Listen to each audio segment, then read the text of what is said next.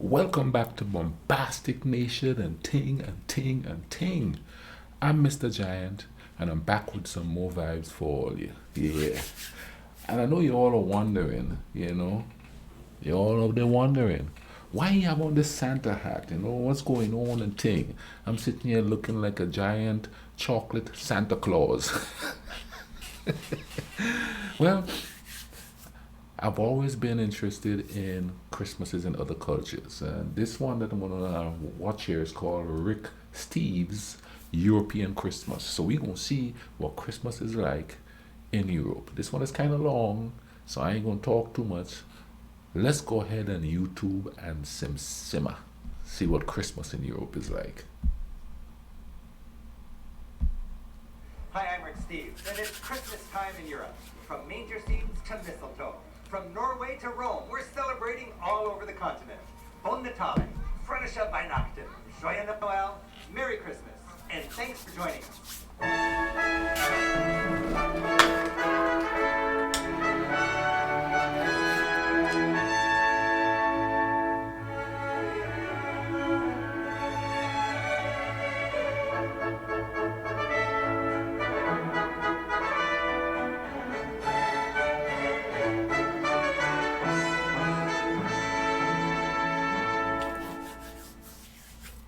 In Melting Pot America, Christmas is celebrated year after year with traditions that came over on the boat with our ancestors.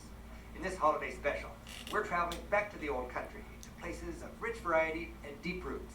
We'll explore the history behind our much-loved traditions. Joining friends and families across Europe, we'll discover a Christmas that's both familiar and different. England is filled with voices singing in the season.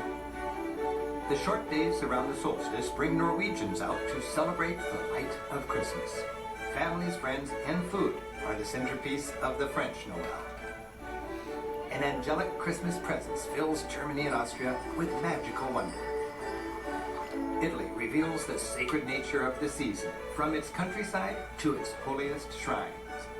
Nature, in all its wintry glory, seems to shout out the joy of the season in Switzerland.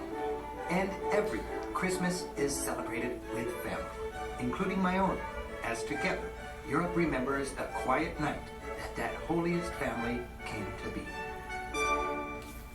While each European culture gives Christmas its own special twist, they all follow the same story of how the Son of God was born on earth, as told in the Bible, and illustrated over the centuries by great artists. Excuse me. The story begins with the Annunciation. An angel sent from God with a message for a young woman whose name was Mary. And the angel said, "Fear not, for thou shalt bring forth a son, and you will name him Jesus. And he shall be called the Son of the Most High, and his kingdom will have no end." Same all over the world, I guess, for Christmas. And it came to pass that there went out a decree from Caesar Augustus that all the world should be taxed. And Joseph, a carpenter from Nazareth, went to Bethlehem to be taxed with Mary, who was expecting a child. And while they were there, she brought forth her firstborn son and laid him in a manger, because there was no room in the inn. In that region there were shepherds keeping watch over their flocks by night. An angel of the Lord came to them and said, "Fear not, for behold, I bring you good tidings of great joy. For unto you is born on this day in the city of David a Savior, who is Christ the Lord." And suddenly there was a multitude of angels proclaiming, "Glory to God in the highest, and on earth peace and goodwill to all." And the shepherds said, "Let us go to Bethlehem," where they found Mary and Joseph and the babe lying in a manger. Now after Jesus was born, there also came wise men, and the glorious star which they saw in the east went before them. Guiding them, it stood over where the child was. The wise men knelt down and worshipped the child, giving him gifts, gold, frankincense, and myrrh. The long-awaited Messiah had arrived.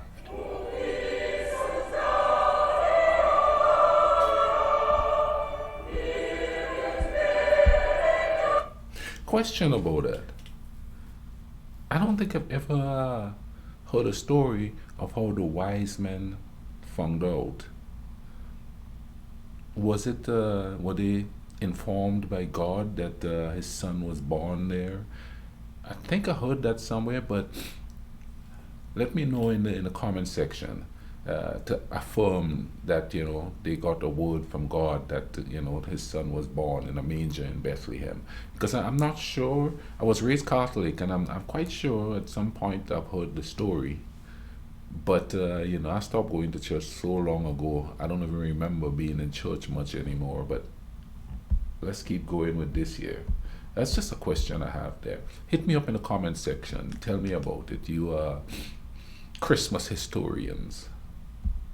In myrrh, the long-awaited Messiah had arrived.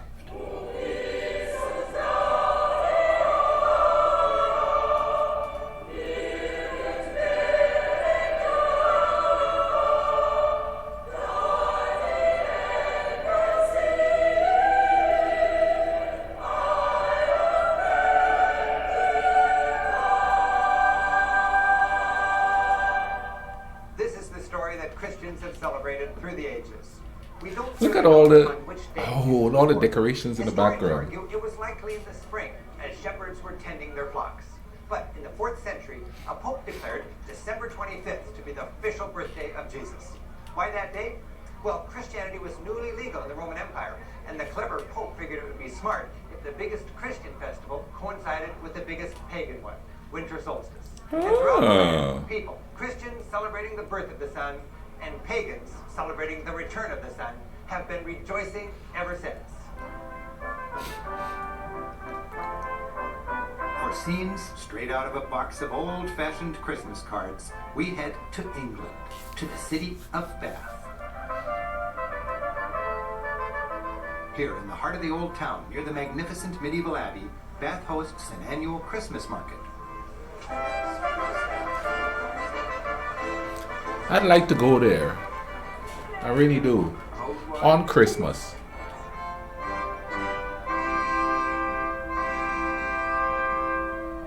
Carols are a deeply ingrained part of the English Christmas tradition. The custom goes back to Shakespeare's day.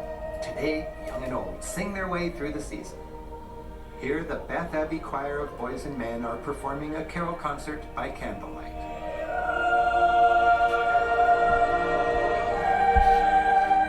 Now, when I went to church, this is what I heard, these kind of caroling stuff. But on the islands, we have our own type of Christmas music. I'm going to leave some links in the description so you guys get a little taste of what our Christmas music, what I grew up with. It's not very religious because, it's a birthday, so we celebrate and we have fun and the music is lively and all of that. Not the caroling and stuff like that. Some people did. But there's something that they do mainly in the island of Trinidad called paranging, which we do, which is similar to going door to door caroling and singing. But I'll leave a link in the description of the parang, one of reggae Christmas carols and one of calypso Christmas carols. So you're going to see what the music is like there. Well, let's keep going. Let's keep going here. This is so far, especially since they're in England and me being from a British colony, I kind of know about how the British celebrate Christmas. Carols are a deeply ingrained part of the English Christmas tradition. The custom goes back to Shakespeare's day. Today, young and old sing their way through the season. Here, the Bath Abbey choir of boys and men are performing a carol concert by candlelight.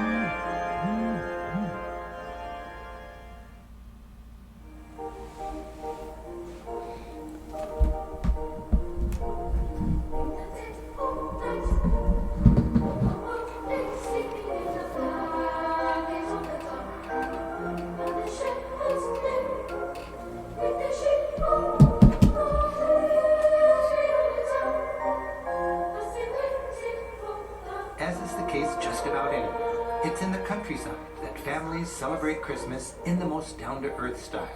Now there we go. Maddie and Paul and their kids, Theo and Layla, are looking for a living tree, which they'll decorate and then plant. Always had a living tree back home. Didn't have one of those fake trees until I came into America. Brilliant.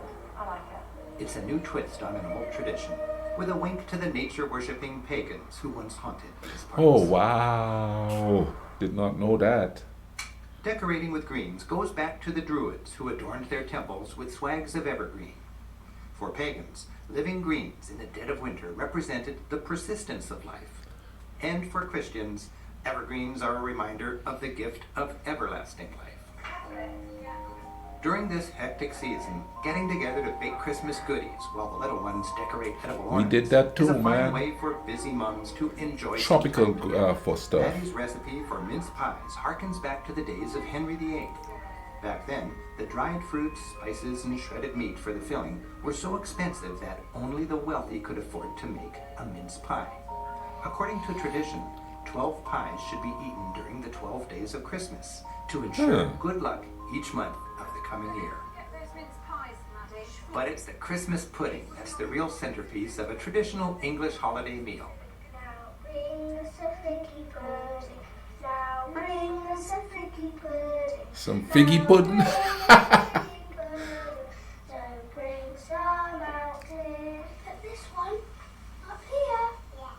Like a lot of us, Maddie and Paul are opting for a simpler, less commercial style of Christmas, and that's reflected in their family traditions. Little Theo's and Layla's wouldn't always have been so involved in the family activities. Childhood, as we know it, really began in 19th century England with the new middle class. And at Christmas, those stern Victorians gave themselves permission to indulge their children. The English tradition of caroling starts very young. We're visiting Theo's school as the students take center stage at the 14th century village church for a very special Christmas concert.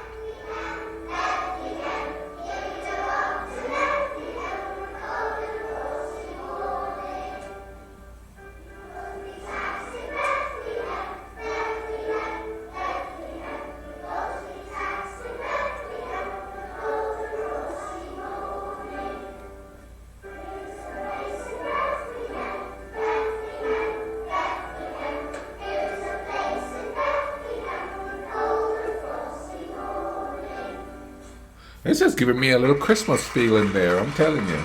Been struggling the last few years to find that.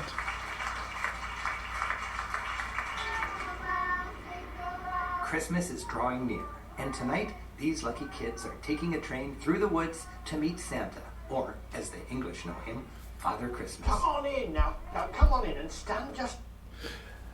A story there.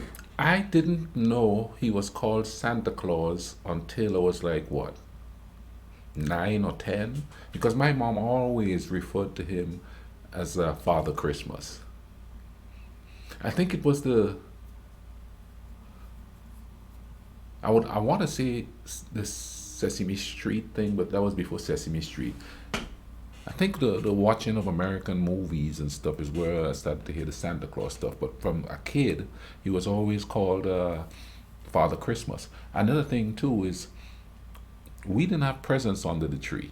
I don't know if it's because of economic reasons or we just didn't do it. What we did is we always, in my family, we always bought a present for our mom, and that's pretty much where it stops. For Christmas, I got books. Hence, I'm a nerd now. But that's what we got for Christmas. We got a book. You know what I mean? The only real toy I remember getting for Christmas was one year my dad bought me this plane.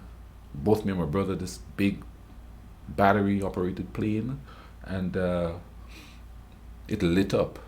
You know, and it had little silhouettes of people in the windows and stuff like that. And I remember turning off the lights and just letting this plane, you know, traverse around the room and all of that. And then I remember one time I got little toy soldiers, but the tradition wasn't really the gift giving, so per se. It's the cooking, the meal, the beach party. You know, I mean, the thing. Let's keep going with this here. I don't ever remember going to see Santa Claus. I mean, we didn't have chimneys. How is Santa going to get in the house? You know what I'm saying? And thing, you know. Of course, back then we left our doors open anyway, you know, so anybody could walk in. But I don't think anybody wanted to see a stranger in the house back there in the third world and thing, you know. Or, as the English know him, Father Christmas. Come on in now. Now come on in and stand just there. You stand just there. You come across there, that's right. And tell me your names. Now, what's your name? Dylan. Hello, and what's your name? And what's your name? Jack. Oh, well done. Now then, most important, what do you want for Christmas? Just some surprises. I'm very good at surprises. What do you want? Well, I haven't written my list down yet. Haven't you? So we're going to wait for your list, and when it comes, I'll be ready for it. Now, are you going to do something for me? Are you going to leave me something out on Christmas Eve? Yes. What are you going to leave me? Mince pies and wine. Well done. And are you going to leave a carrot for the reindeer? Yeah, yes. Well done. We'll check back with Theo and Layla on Christmas Eve. You? And what was your name, darling? Kate. That's something special. While children on their best behavior ask Santa for the toy of their dreams, my wish right now is a chance to hear one of the finest chamber choirs in England, the 16, filling a church with timeless sounds of the season.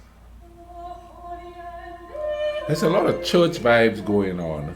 No, I was raised Catholic, so, and like I said, I haven't been to church in a while, so I don't quite remember going to church on Christmas. Mom called me the heathen child.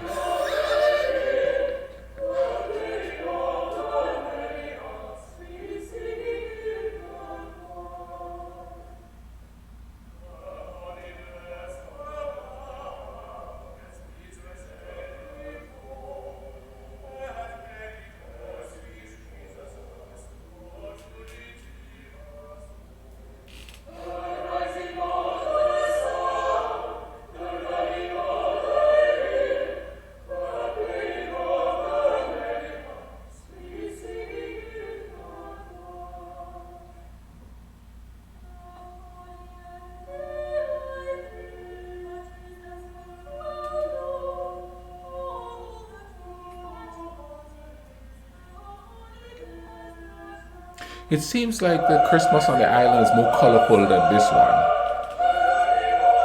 The traditions are kind of the same, but it seems more colorful.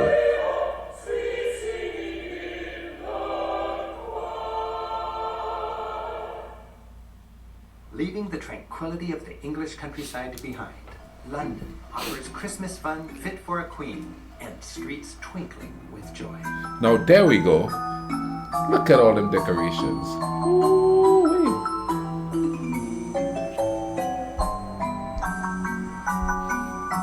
But is it me or is it decorations seem to be more prevalent in the commercial areas? But still, I love the decorations. As a kid, before Christmas, we would go to the small town St. George's, me, my mom, and my brother, and we would go window shopping, and every store would have big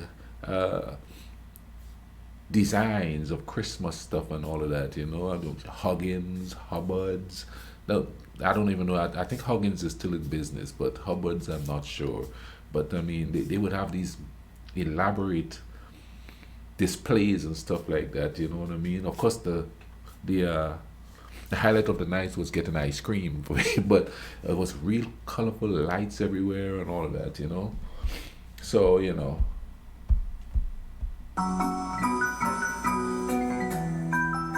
There's magic in the air. Or is that snow? Excuse me. Here in Trafalgar Square, in the heart of the city, a winter wonderland has been created just for the day.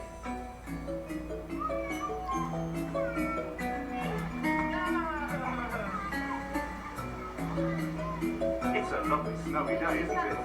Father Christmas has dropped by for the wintry fun, and London's town crier is in fine form as he passes out mince pies and holiday cheer. I don't think I've had those mince pies. I'm gonna have to try them. Nearby at Somerset House, once a grand palace, the courtyard has been transformed into an ice skating rink, elegant enough to make a commoner feel like royalty.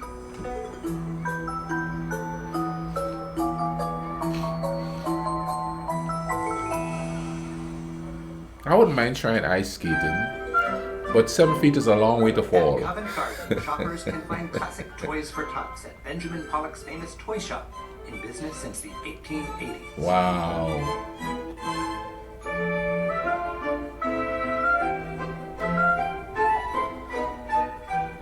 The joy and peace of the Christmas season bring both people Don't see and much of those countries snowballs together. anymore. This giant Well, spruce, not here. a gift from the citizens of Oslo, is a reminder of the friendship forged between Britain and Norway during World War II. And Norway is where we're headed next. Yeah, we probably get the more exotic Christmases now. I know the British one. Unique intimacy and a Scandinavian flair for community. We're in Drøbak, about an hour south of Oslo. While it's Norway's self-proclaimed capital of Christmas, Drøbak feels like any idyllic town on a fjord. It's Santa Lucia Day, December 13th, one of the darkest days of winter and an important part of the Scandinavian Christmas season. All over Nordic Europe, little candle-bearing Santa Lucias are bringing light to the middle of winter and the Oh. promise of the return of summer. These processions are led by a young Lucia wearing a crown of lights.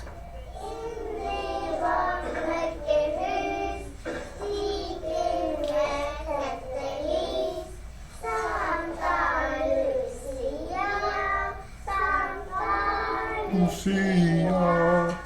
I know that one.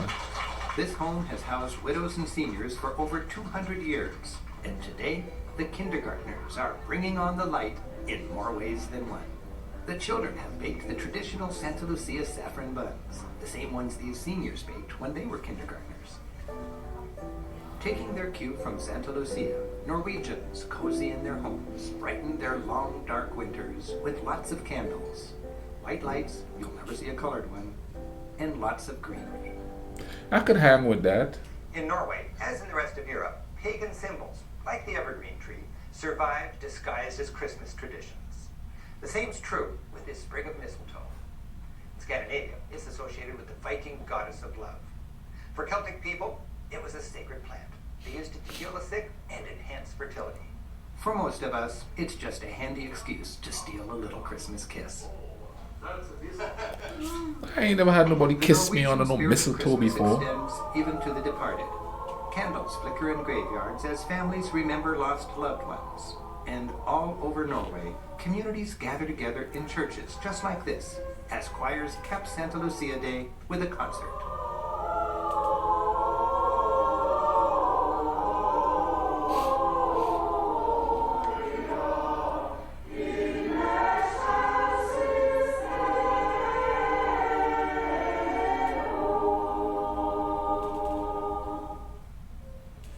And as the congregation follows the Santa Lucias out, more light of Christmas spills into this little fjordside community.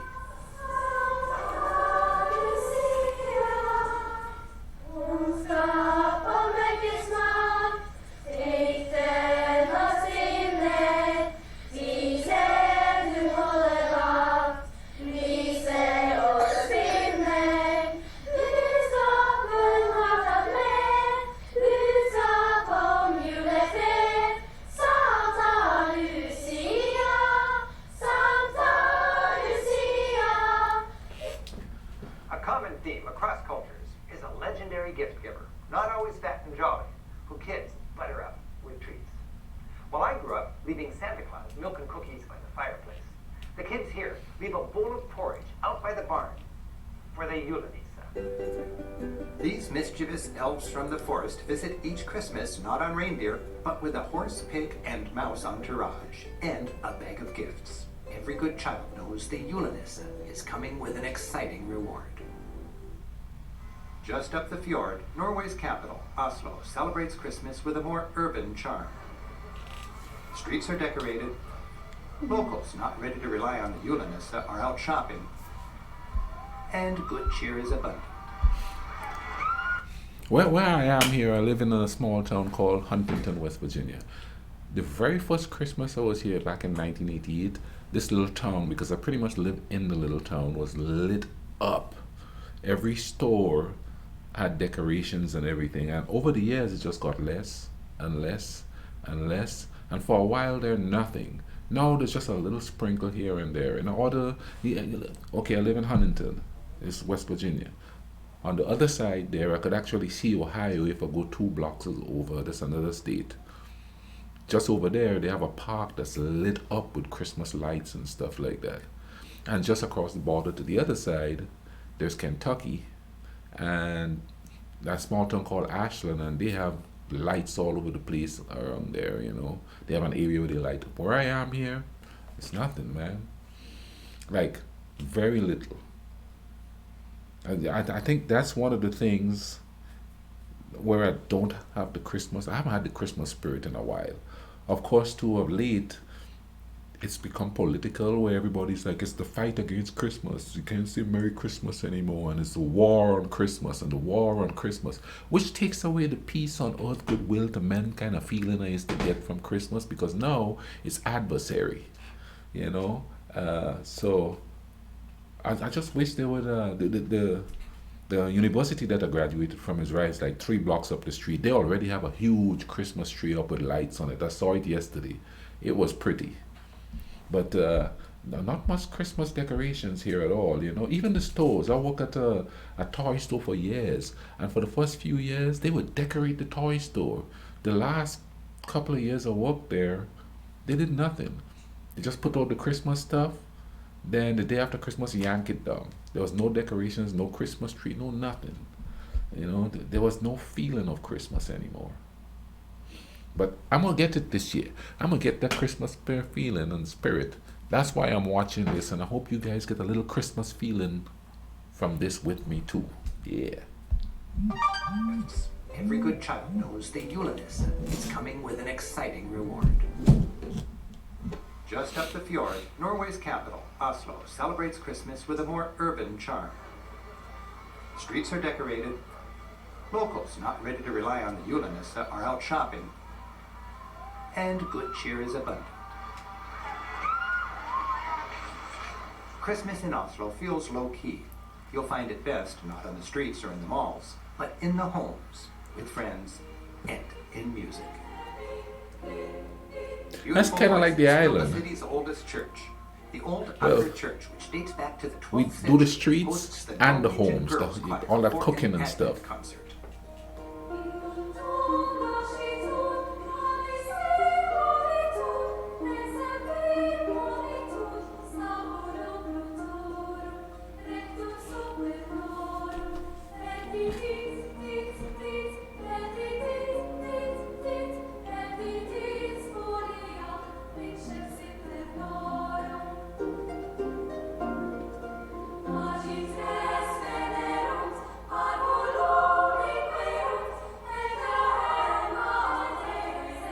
The candle is prominent there, I see.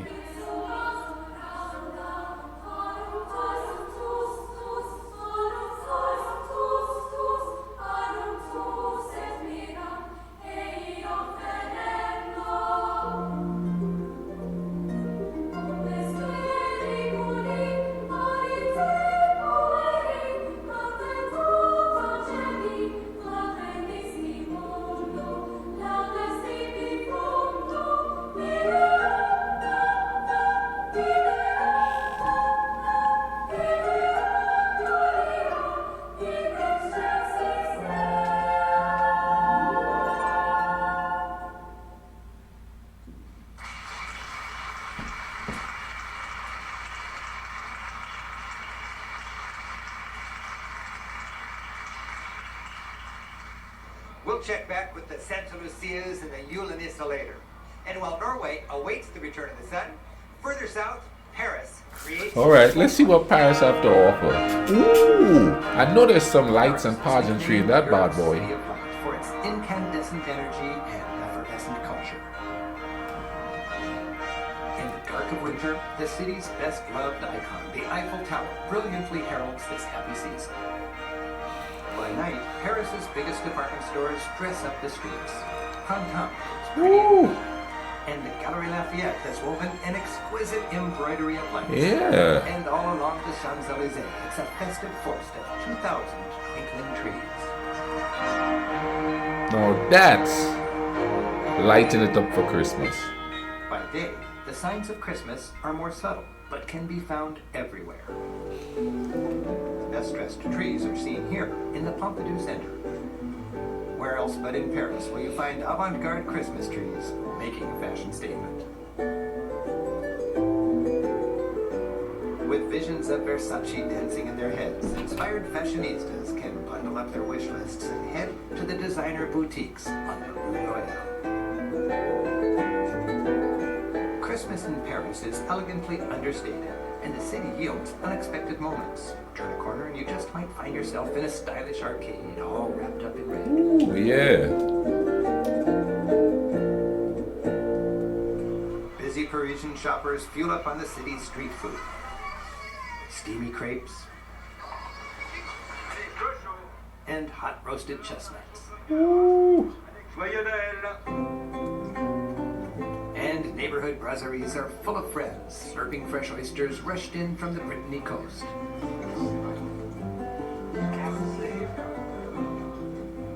Oysters are favorites at Christmas, which makes perfect sense as they're plump and delicious this time of year. Oh. It is also the season of elegant edibles. Foie gras, a pâté made from goose liver and a smidge of cognac, is especially popular during holidays. I'll try it. And chocolate shops and patisseries, wonderful any time of year, get even better at Christmas. There are chocolate chestnuts, yummy Yule logs, and delights fit for a king. Woo, that looked good.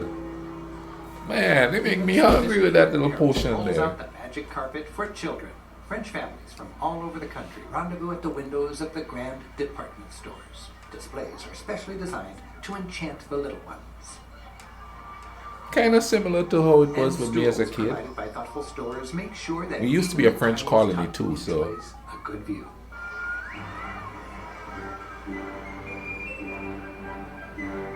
During Christmas, the Eiffel Tower becomes the highest ice skating rink in Paris.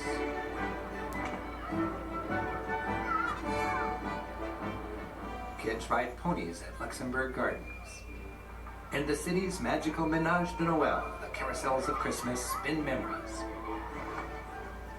A clear, cold day brings out Parisians trying to soak up as much sunlight as possible on these, the shortest days of the year, while a dusting of snow brings out hopes for a white Christmas, like at home.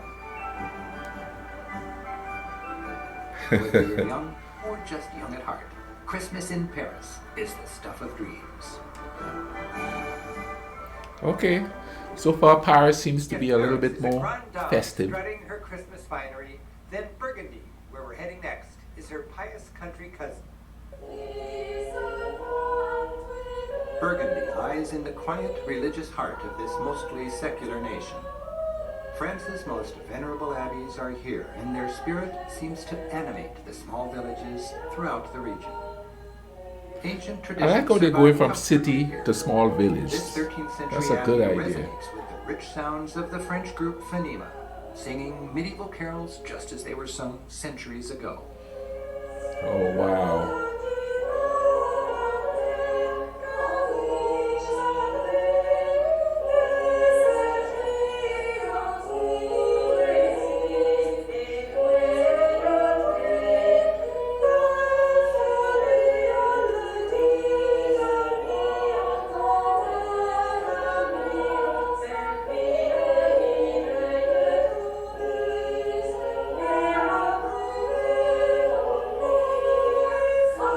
It does make me feel like there's a medieval Christmas vibe going on.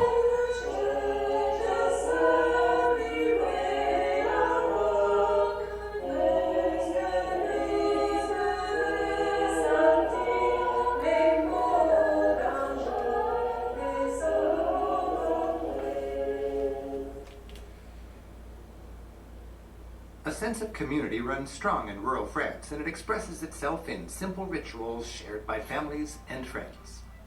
In Burgundy, no one goes without. Communities take good care of one another year-round with special treats at Christmas. This amiable village mayor, accompanied by her entourage, gets into the spirit of things by delivering baskets of delicacies to the elderly for the Christmas Eve feast. On vient vous souhaiter un joyeux Noël et une bonne année.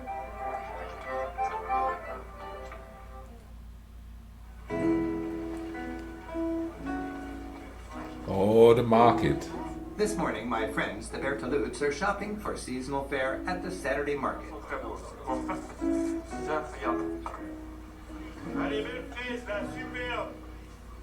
Fine foods at the center of life in Burgundy, even in the dead of winter.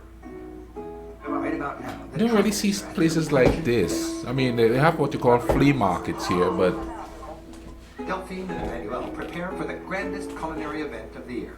The French call it a Christmas Eve feast, La Réveillon de Noël. La Réveillon de Noël. On peut prendre une petite tranche, on va prendre une petite tranche. What is that? At home, the family is busy Tell me in the for comment section, what was the that? children are decorating candles to set on the windowsill on Christmas Eve to light up the dark on that night so filled with anticipation.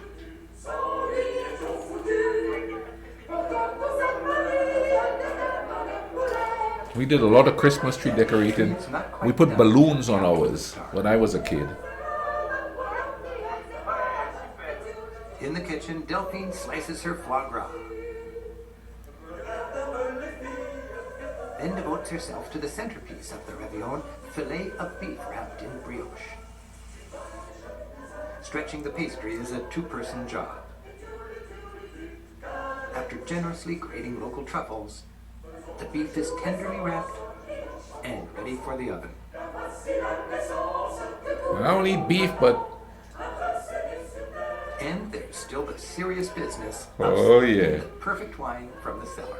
that's one tradition I have. Soon guests A will glass of arrive. wine on This Christmas time of year, morning. when the days are short and the nights are long, it's customary to leave a welcoming light in the window. We'll be back when dinner's ready. But first, we've got some shopping to do in Germany. When it comes to traditional holiday images, I'm glad they have Germany in here. Here, we'll savor classic holiday themes, glittering trees, old-time carols, and colorful Christmas markets. See, These markets, called Christkindl markets, enliven squares throughout Germany. I saw a couple of Christmases ago. I saw a picture of one on Facebook when I was scrolling through, and I'm like, that's got to go on the bucket list too. Around Christmas time to go to these markets, all the lights and all the activity going on around it. Let's see they're gonna go in depth in here, because I always wanted to find a video or something of somebody showing these markets, because it looked so festive, and it looks like someplace you could just go walk around and chill and thing. The most famous is here in Nuremberg. It's a festive swirl of the heartwarming sights, sounds, and smells look at that. You of see? Christmas. I like festivities, man. I'm glad I'm watching this. I'm getting a Christmassy Along the center feeling. of toy making in Germany, a woody and traditional ambiance prevails. Nutcrackers are characters of authority, uniformed, strong-jawed, and able to crack the tough nuts. Smokers, with their fragrant incense wafting, feature common folk like this village toy maker. Prune people, with their fig body, walnut head, and prune limbs, are dolled up in Bavarian folk costumes. And hovering above it all is the golden Rausch angel, an icon of Christmas in Nuremberg. Rausch is the sound of wind blowing through its wings. It's a favorite for capping family Christmas trees. Bakeries crank out old-fashioned gingerbread, the native cook in Gingerbread. Nuremberg, using the original 17th century We don't really have recipe. gingerbread for Christmas back home. That's something Back that I then, got in. Nuremberg was the gingerbread capital of the world, and its love affair with gingerbread lives on. You did have a Shoppers drink can called also ginger bunch the beer, famous Nuremberg non-alcoholic. waffles, skinny as your little finger. And sip hot spiced wine. As in Hot so many spiced wine, cultures, that's so kids good. love their local version of Santa Claus. While Santa is a legend, his character is based on Saint Nicholas, a kind and generous bishop who actually lived in Turkey in the 4th century. Mom used to call him St. Nicholas Holiday too. gift-giving, especially in Catholic regions, is often associated with the feast day of Saint Nicholas, December 6th. But Germany is Luther country. Back in the early 1500s, the great reformer Martin Luther wanted to humanize the Christmas story by shifting the focus away from the saints and back onto the birthday boy, Jesus. Rather than jolly old St. Nick bringing the goodies on December 6th, Luther established the idea that gifts would be given on the 25th by the Christ child, or in German, Christkind. But for kids, it was hard to imagine the little baby in the manger delivering gifts. So an angel served as the gift-giving Christ child. And somehow, the angel came to be represented by a young girl. She spins her reins, spreading the joy of the Oh, season. wow. The Christkind That's concludes interesting. by telling the enthralled children, if you're very, very gentle, you can touch my wings. Nuremberg's favorite angel then leads her fans into the children's section of the market, where expertly bundled kids enjoy a Christmas wonderland.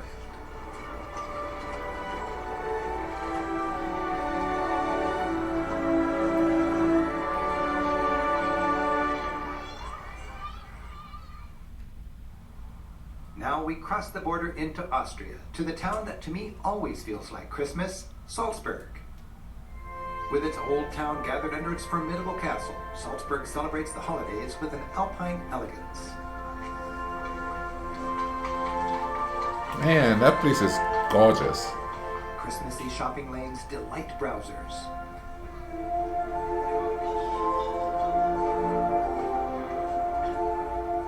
Markets are busy as shoppers gather last-minute holiday decorations and perhaps a fresh sprig of mistletoe. These Tyroleans celebrate the season in noisier fashions as well. From the castle ramparts high above town, traditional gunners fire away, as they have since the days when they really believed these shots would scare away evil spirits. Oh, wow. This is cool. Salzburg, nicknamed It's the cool. Home of the North, has a magnificent cathedral, inspired by St. Peter's at the Vatican. Locals here in the town of Mozart pack the place to mix worship with glorious music.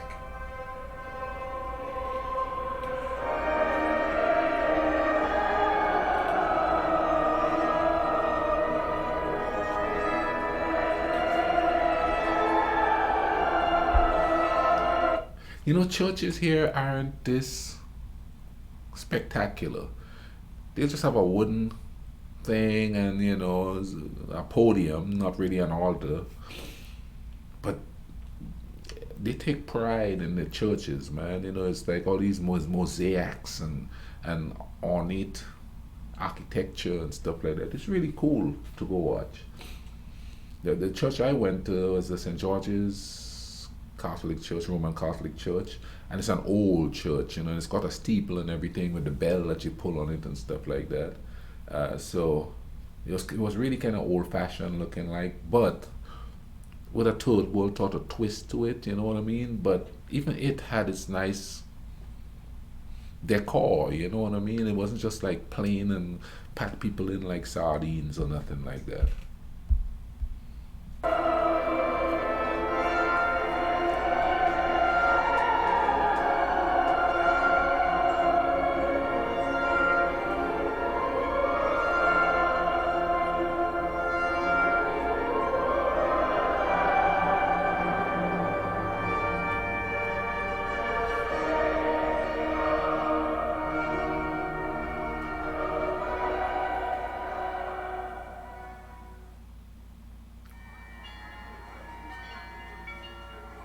Bells used to chime back It home was to here a in the lot region of around Salzburg that the Christmas. most loved carol of the Christmas season, Silent Night, was sung for the first time Oh. 200 years ago.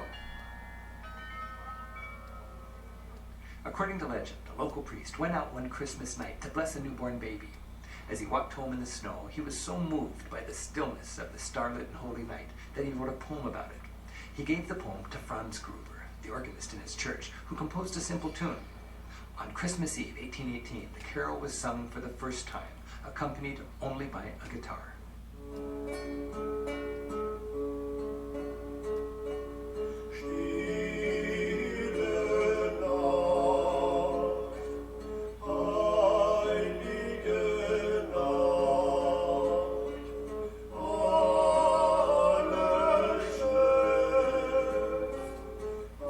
Austria Silent Night in its original language. Its strong Cool. Catholicism and a love of heritage shine especially brightly at Christmas time in the countryside. Ooh, look at that. Now that's pretty.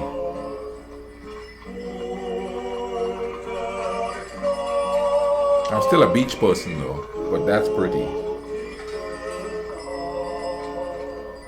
We're visiting the Weissacher family farm. Frohe Weihnachten. Kommt herein, bitte. Okay. This family happily shares its love of the season with a guest. Like just about anywhere, part of Christmas is making cookies with Grandma. Das, was Sie tun, ist jetzt so.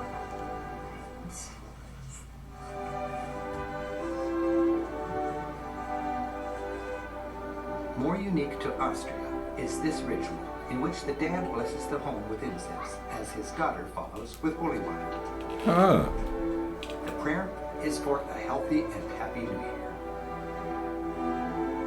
Maria teaches her daughters how the Advent wreath marks the 4 weeks of Advent, the season of preparation leading to the advent or arrival of Jesus. Ancient peoples were the first wreath makers. For Christians, that evergreen circle came to symbolize everlasting life. The candles, one for each week, reminded them that the birth of their Savior was approaching. Austrians lovingly decorate their tree, but keep it secret and hidden from the children until December 24th arrives. We'll check back a little later to see what Christmas brings. From Cool. here in the Alps, we journey to a grand city that was the capital of the Western world on that first Christmas 2,000 years ago and remains a leading city in Christendom today.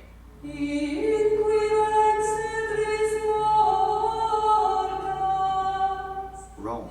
This is home of the Vatican City, headquarters of the Roman Catholic Church, and some of Europe's most sacred Christmas traditions.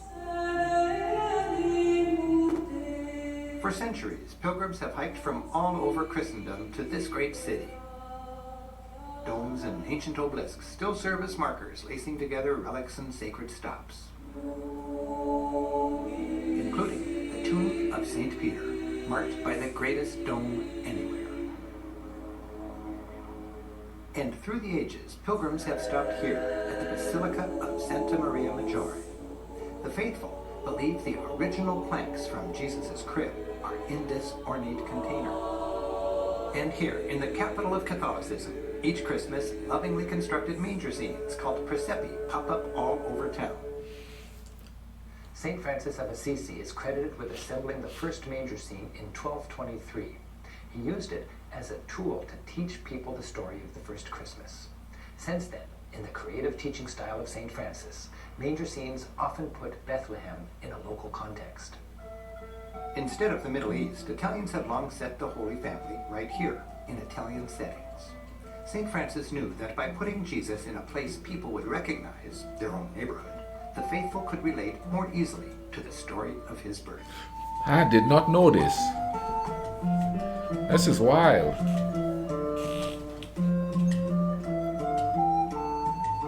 And presepi range from the very traditional to the very surprising. Like this one that imagines the nativity in an Eskimo village. The ultimate manger scene is back on Rome's ultimate square. St. Peter's is where the Pope celebrates midnight mass each Christmas Eve.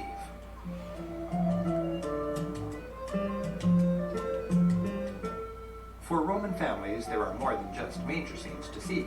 For centuries, this lively square, Piazza Navona, has hosted a boisterous, village-like holiday market that stays busy until Epiphany in January.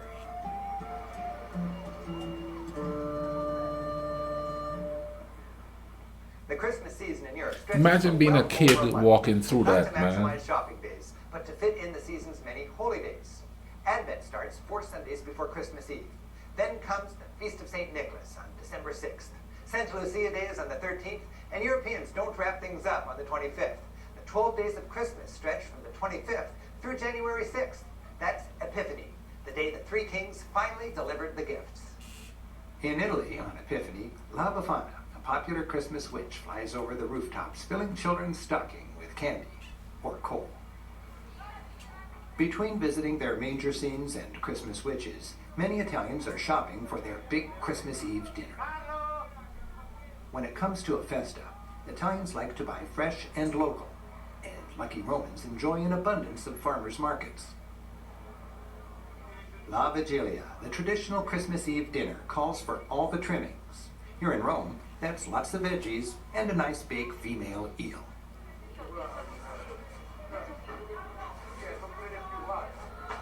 I've eaten eel As before, a, so. Christmas in Rome is a time of giving. But that was kind of unexpected The spirit of charity there. is especially alive in this neighborhood, which has come together for a special holiday meal.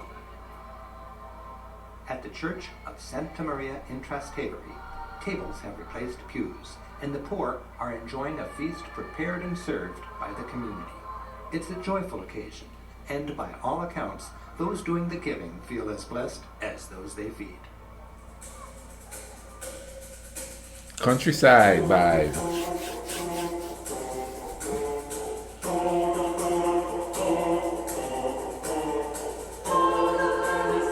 Tuscany. Wine country. Outside of Rome, in villages in regions such as Tuscany, Christmas celebrations are a little more rustic. The festivities, while low-key, are memorable. During a busy season that sometimes feels overwhelming, village life can be refreshingly simple. These jovial friends are playing an old game. The idea is to toss the panforte, the local fruitcake, close to the edge of the table without having it slide off.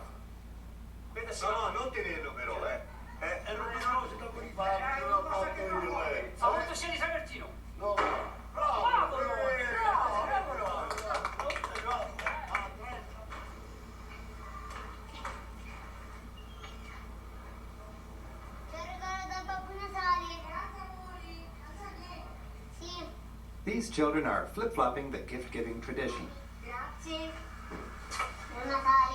They're delivering another Christmas treat, Panettone, a rich brioche made with raisins and citrus, to older folks who have no family nearby. While providing a bright spot in this Grandma's Day, the child experiences the joy of giving. Good idea.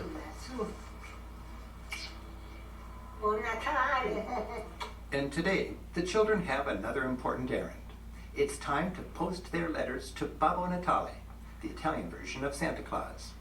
This special mailbox mysteriously appears each Christmas.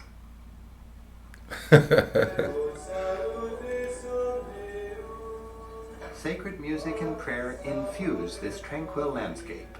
Here at the 15th century Abbey of Monte Oliveto Majori, reclusive monks celebrate their faith in a timeless fashion, as if one with the communities they serve.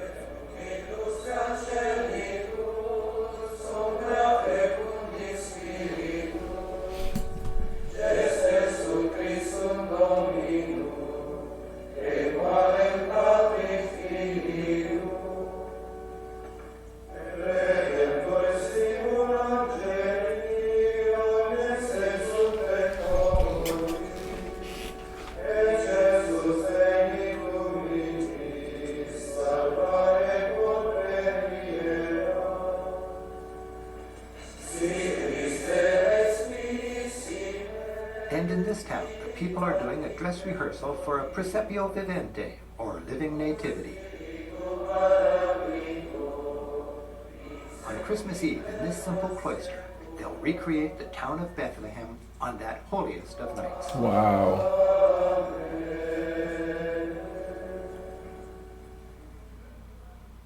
In the countryside, you'll appreciate how sacred traditions have deep roots.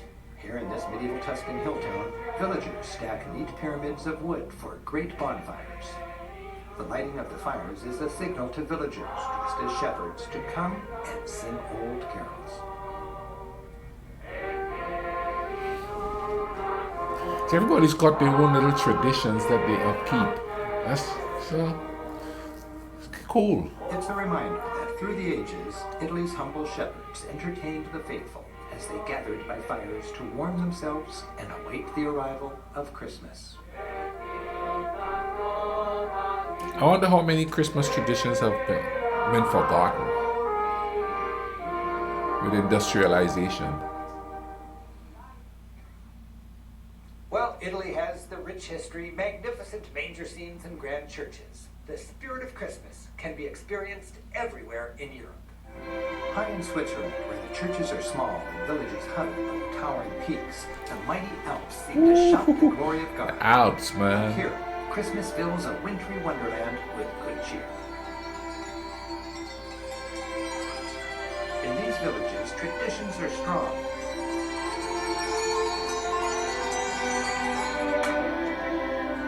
And warmth is a priority. Ovens are small. I bet. Wood is too.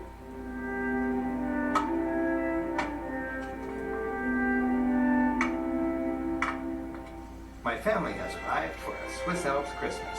Along with our kids, Andy and Jackie, my wife Anne has joined me here in the tiny village of Gimmelwald, where we're having some fun with our friends Ollie and Maria and their kids.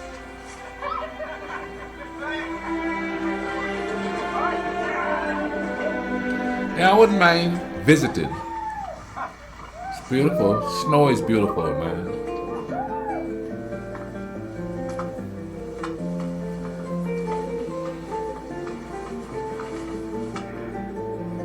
Ollie's taking us high above his village on a quest to find and cut the perfect Christmas tree.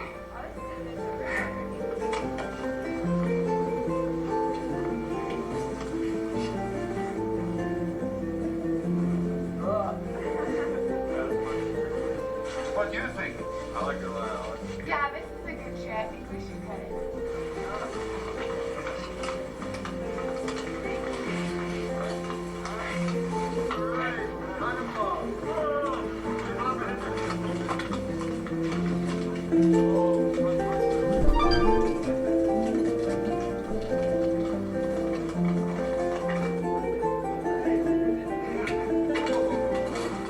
Still high above Gimmelwald, we're stopping in a hut for a little fondue. We've got the tree. Yes. Yeah, that was quite a bit of work. This feels just right in the winter, doesn't it? When it's cold outside, it's perfect.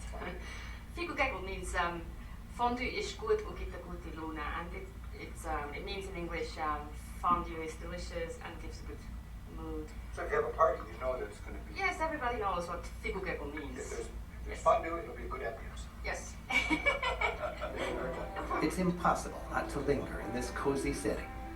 Before we know it, the light outside begins to fade. Happy Christmas. Cheers!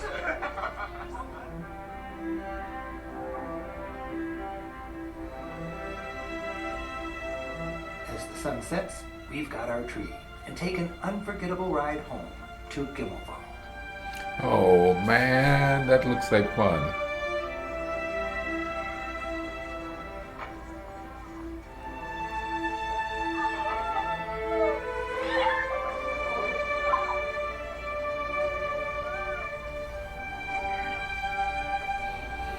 That's a whole different kind of Christmas than I'm used to. We on the beach and thing back there,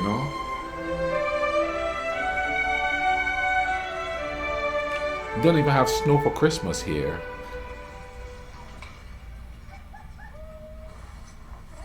Back in the village, the kids take the tree home, and we've been invited to enjoy another Christmas tradition. While I grew up opening windows on a paper advent calendar, up here, the windows are real. 25 homes decorate a window for each day of Advent.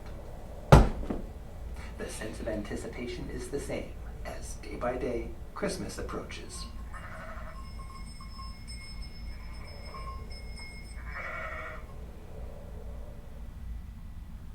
Advent is all about anticipation.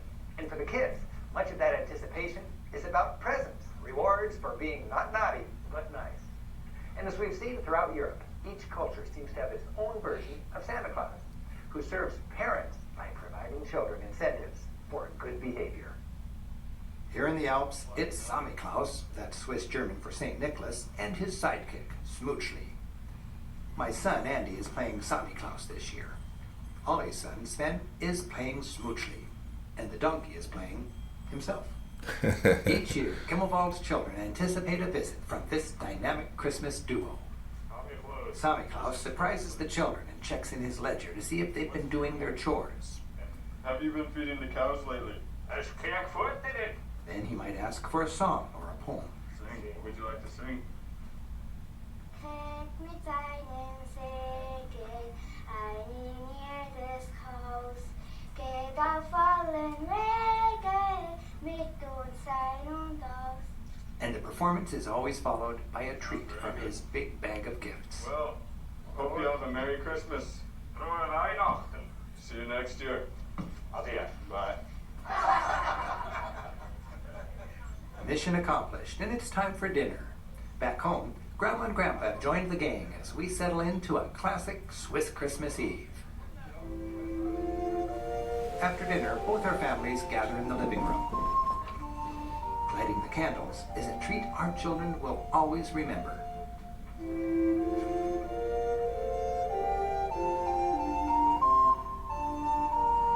Their Christmas trees seems not to be Three generations come together as Grandpa splattered reads the with old things. family Bible. Jedermann ging, dass sich schätzen ließe, ein jeglicher in seine Stadt.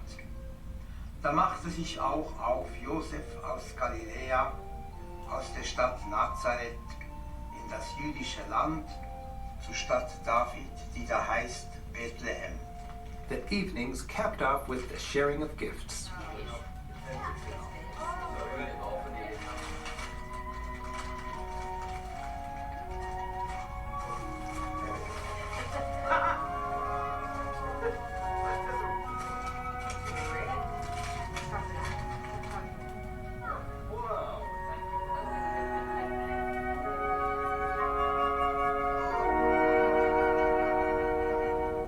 Christmas Eve is finally here, and right about now, all across Europe, our friends are celebrating this long-anticipated night in their own unique ways.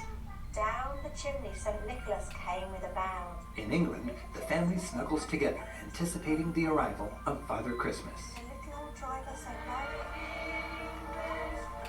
no. Up in Norway, they're joining hands in song. In Burgundy, a toast starts the réveillon, and Delphine's beef is finally done. Don't even eat beef, but man, that look good. In Austria, the children discover what their grandparents have been hiding from them. Final touches are made to the Bethlehem being created in Tuscany. And at the Vatican, people pack St. Peter's as millions around the world share a sacred and glorious midnight mass.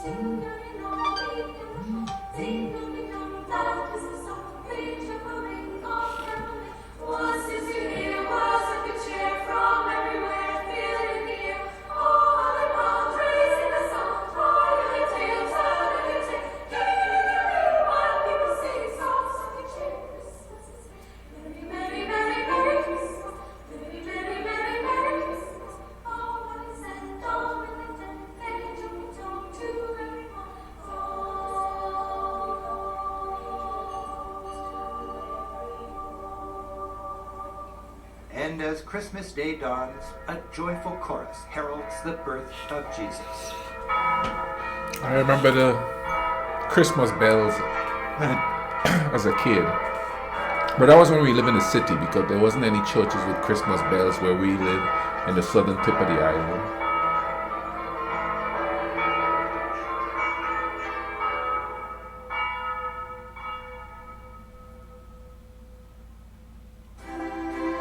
Happy Christmas. Joyeux Noël! Schöne Weihnachten! Buon Natale a tutti! Goeie! Merry Christmas! Frohe Weihnachten! Joyeux Noël! Happy Christmas! Ho, ho, ho! Frohe Weihnachten! Oh, Oh yay! Oh yay! I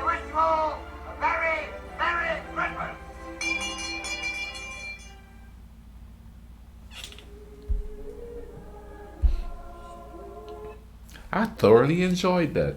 I know I have the Christmas spirit. Boom, boom, boom. You know what I mean?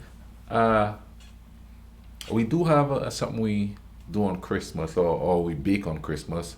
Now, on my island, we call it a fruit cake. Other island calls it black cake, and some other island call it Christmas cake.